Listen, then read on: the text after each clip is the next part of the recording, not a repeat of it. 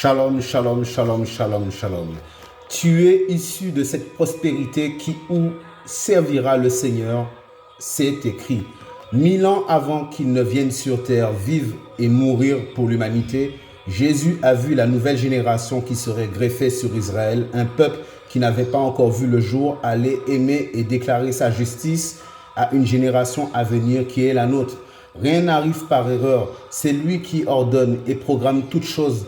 Ta vie est une partie de l'accomplissement de cette prophétie. Nous marchons ensemble à l'unisson, suivant ceux qui viennent à la vie, car tu es né pour servir les autres, tout comme Jésus-Christ, ton Seigneur et Maître. Tu es né de nouveau dans le royaume pour un but. Tu es la semence de sa vie, sa mort et la résurrection. Il n'a pas eu de postérité naturelle, mais par le travail de son âme, il t'a enfanté. Tu lui appartiens, ton Dieu. Tu fais partie de cette génération de la postérité d'Abraham, car il t'a greffé sur elle par la nouvelle naissance. Nous allons prendre le psaume 22, versets 26 à 32. Tu seras dans la grande assemblée la cause de mes louanges. J'accomplirai mes vœux en présence de ceux qui te craignent. Les hommes mangeront et se rassasieront. Ils loueront l'Éternel, ceux qui le cherchent.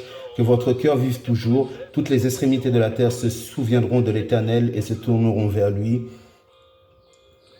Toutes les familles des nations se prosterneront devant sa face, car le règne est à l'Éternel. Il domine sur les nations.